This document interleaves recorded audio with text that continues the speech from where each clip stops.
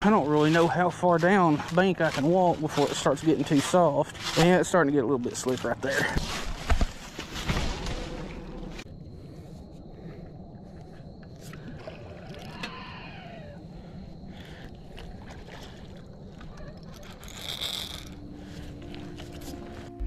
Alright YouTube, welcome back to the channel, and fair warning, this video starts off extremely slow, so either of these places that I leave on the screen here, you can skip ahead to the more important stuff, or skip to, the fish catching. But anyway, I decided to do something a little bit different, and apparently there's somebody down the bank from me.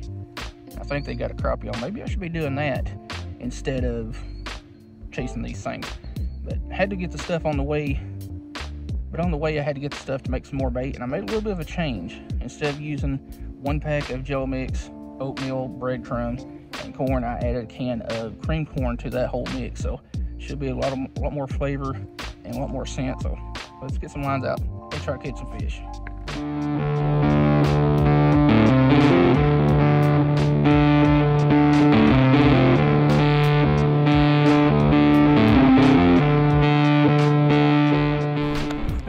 To make the carp bait, you're going to need a bucket. You're going to need some oats, which if you're not going to be out doing this all day long, oh shit, spilled them. You don't need a small container like this. I think this is a pound, 2 ounces. And don't leave your trash. Stuff as much of it as you can in the containers. Then you're going to need strawberry, Jello, whatever flavor tickles you pickle mix. 1 container of that to however many you feel like doing. If you like being extra froggy, put 3 or 4 in there, but really don't need to.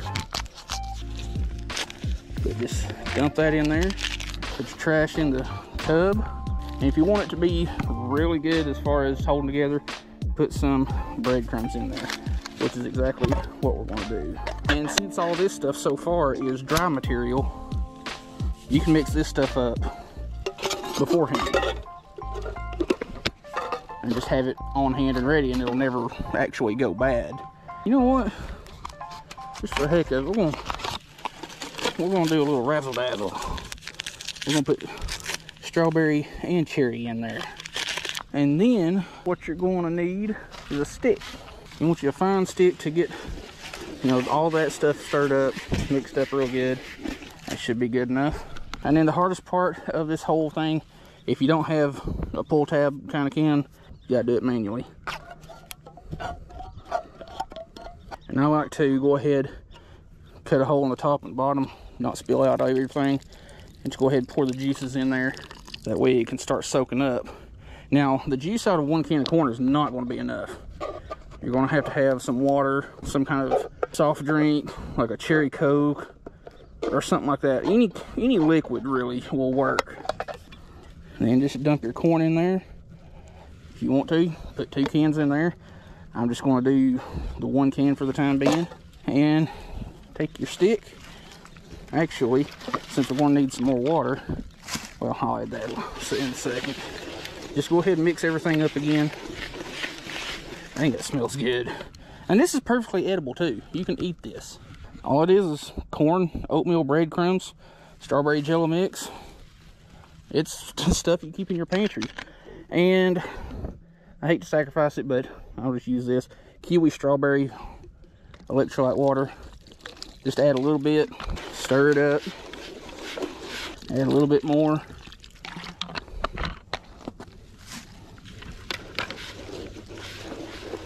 Now you're going to have a bunch of stuff down underneath all of this that didn't get mixed in, so twist it around, get everything mixed up in there, and kind of feel for the texture. You want it a little bit drier than that, so I may put a little bit of the other oats in there, but you want it to be pretty dry. But once you get it to a good pasty consistency, just put it on your bait holder and you're good. Now if you don't have more breadcrumbs or anything to add in there to dry that out a little bit, you can just let it sit. And the longer you let it sit, the more it will absorb onto the rig. And I'm just using some bass rods. These are Ugly Stick 7-foot mediums, Abbey Garcia Black Max reels with some 15-pound line. Main line color doesn't matter. I like using fluorocarbon as the leader for my Method Feeder, and that's more or less a Carolina rig for catfish, except the weight has this little cage on it that holds your pack bait. And I'm using a little piece of fake corn. I get all my stuff from Big Carp Tackle, links in the description and all that stuff. This fake corn will actually float a little bit, and I'm gonna put a piece of the real corn on there with it. What you'll do, take your bait mold, put a little bit in there, and then take your Method Feeder, mush that down in there, and then pull it out. Now you don't want to be rough with it when you pull it out, because you'll pull the bait out of the little cage there. All right, there we go. I guess I could get a kernel of corn put on there. I guess I could get another one since I dropped that one. That's pretty much what you're working with. We're not going to throw this out there very far, because from what I seen yesterday, the carp were very close to the bank, and they were the last time we were up here carp fishing. So just gonna lob it out there a little ways, let it go to the bottom, and then set our drag. That ought to be good enough. And another nice little piece of kit, as they would call it, across the pond, is a landing net.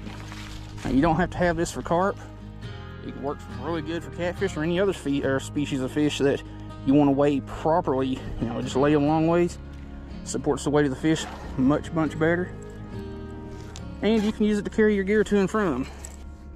Now, we may not catch anything whatsoever this afternoon, because this hasn't been carp fished to my knowledge since last fall. Of course, most people around here don't know any better and think carp are trash fish and ain't worth bothering with. But if you've never actually put the effort into catching carp and really experiencing how powerful those fish are, you just don't understand. Carp are very fun fish to target, and it's just as laid back and relaxing as catfishing is. You know, chunking some lines out there, you know, anticipating that rod bowing over, and you can usually see carp coming. What I mean by that is bubble trails. Now, y'all can't see them because they're so far down the bank and the bubble trails are so small, but you can see little bubbles pop up and just casually making their way up and, you know, down the banks. And that's usually means there's a carp there. Now, it can be turtles, and it can also be just oxygen seeping out of the sediment on the bottom, but if it's moving at a pretty good pace, it's carp feeding. And pretty much the way that Method Feeder works is, as that stuff breaks down, it's chumming that area, so you will have to replace your bait every so often. I'm going to take and make a couple of chum balls. Yeah, this stuff's starting to dry out a little bit more now that it's sitting there and absorbing that water and stuff. But what you can do every so often, take you a couple little balls of pack bait, chuck it out there, just chum your spot and get that scent. Carp like that smelly good stuff. All right, let's check the bait. Yeah, that broke down pretty good. Not too bad though. I want to take our handy dandy stick, just clean that remaining little bit out of there so that it doesn't mess up the grip of the fresh stuff. Yeah, that's much drier than it originally was, so it's gonna turn out a little bit better than it was originally.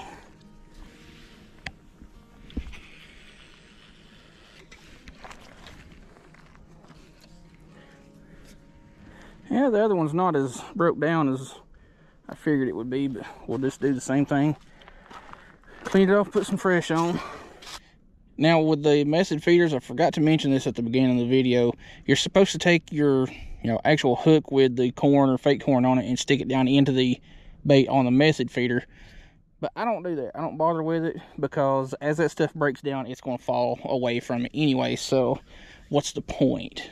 Also, unless you're catching fish in a particular spot along the bank, or wherever your bait is actually catching fish in that particular spot, when you recast your bait out after refilling your pack or bait mold, cast it somewhere else. 15, 20 feet away from where you just were, closer, farther, left, right, whatever.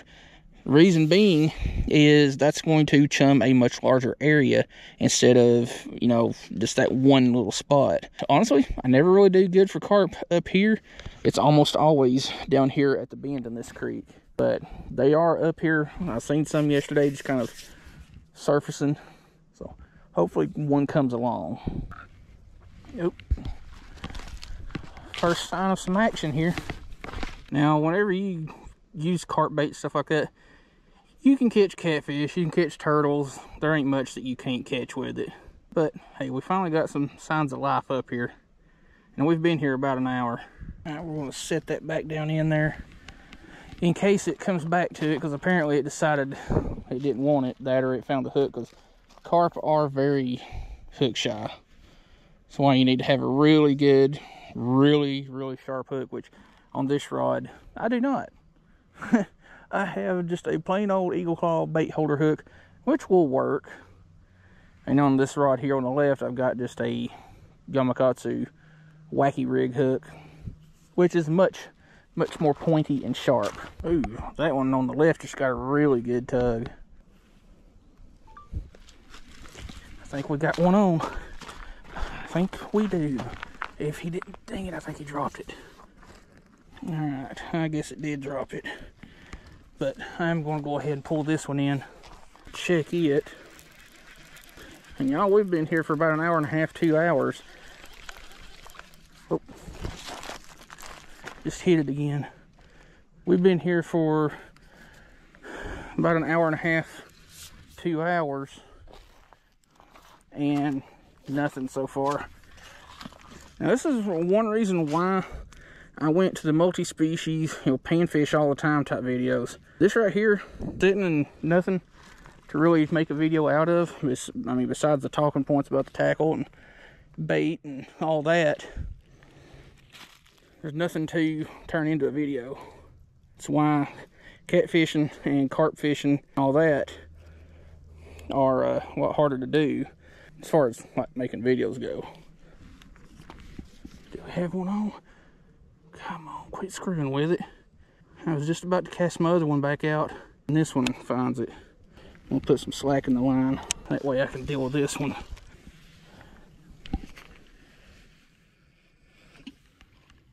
I should have done that to begin with, put a lot of slack in the line. That way you can pick it up and just run with it. But I didn't think about that. Oh, crap.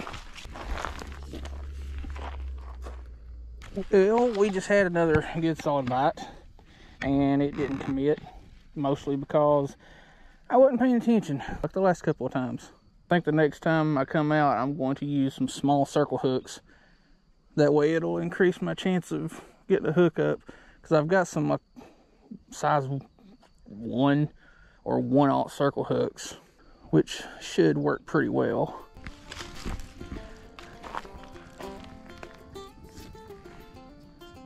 Alright, well, I'm going to leave this other rod out while I start getting all my stuff together, because apparently it just ain't meant to be tonight. Alright, since we hadn't caught anything, I'm going to chum this area with what's left in my bucket, which I've already thrown out most of it, so. And a lot of this stuff is still fairly dry. We'll just do this.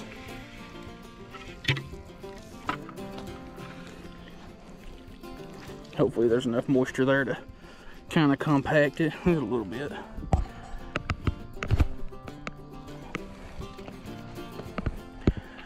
Well, ain't nothing to it but to do it, so let's get the rest of our stuff packed up, head to the house.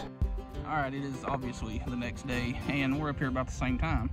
So, hopefully they'll be as active, but a little bit more committed than they were yesterday. But had to stop on the way up here to get the stuff to make some more bait, because it's super cheap. This pack bait is unbelievably cheap.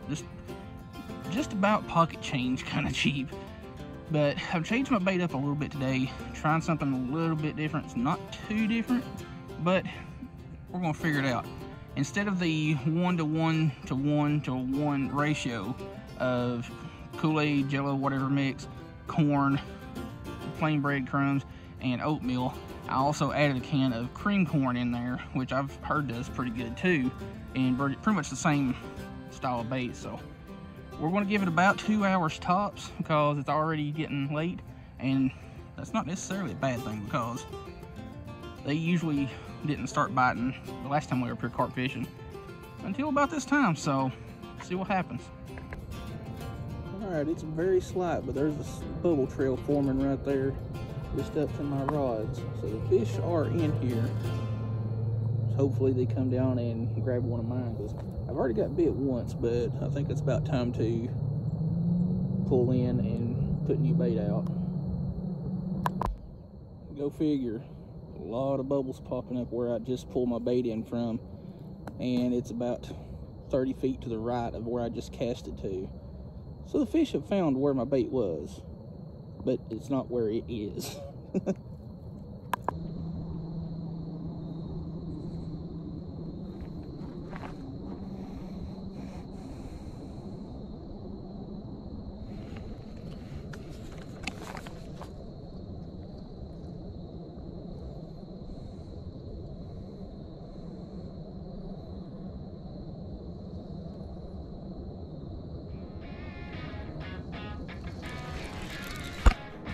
We got something, finally.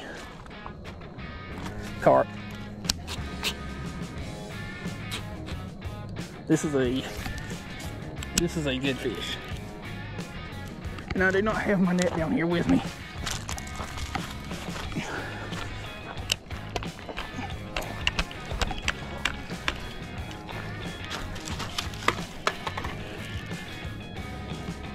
Let me check my drag.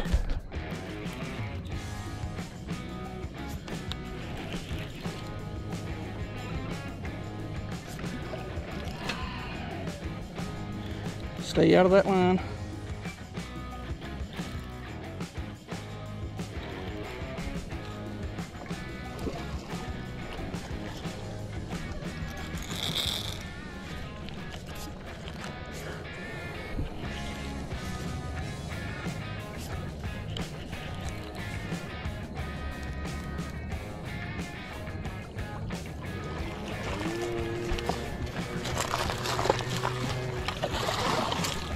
Jeez.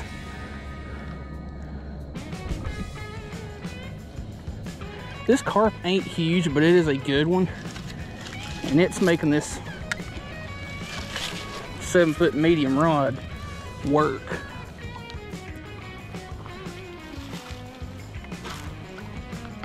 Got it. I don't have my weigh sling down here with me, but I'm not going to bother with weighing it. But we can count this as a win.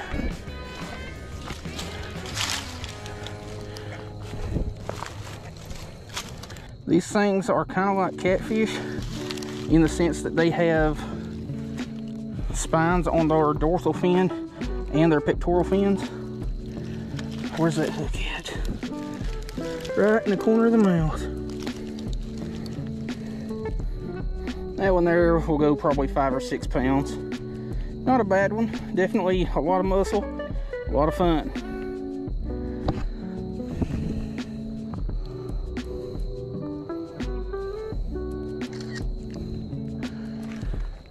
All right. Since it is getting late,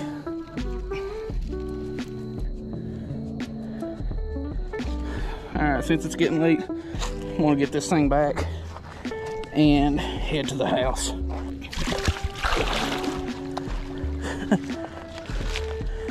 Whew, that was fun. Well, I'm going to call it on that. It's going to suck really to produce a video with only one catch, but that's how it is. That's one reason why I don't do the catfishing and carp fishing videos very often anymore. But anyway, we got plenty of bait left over, so I'm going to go ahead and chum this out. That way, you know, these fish will know that there's some stuff up in here.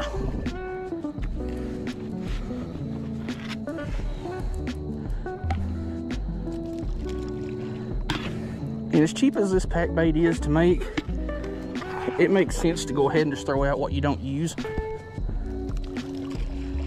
for this very reason. Alright, well, I'm finally getting around to finishing this video. It's actually like 3 days later, but I normally wouldn't publish a video with just one catch in it. But, I mean, that's how it goes. That's one reason, like I said in the earlier part of the video, why I don't do a lot of the catfishing and carp fishing type videos anymore, is they're not as consistent when it comes to being able to catch them, at least for a lot of people, including myself. But we had some action, didn't have a lot of time to fish that first day. Second day, same thing, but the place was chummed up. The fish knew that there was some good stuff there. Went back and caught one late that evening. And that's actually where I'm headed today, to do the same thing. Just gotta stop and get some bait. So anyway, hope you like these carp fishing type videos. I'm gonna try to implement them a little bit through the fall and winter when the crappie fishing is slow, which it is. We'll see you in the next one.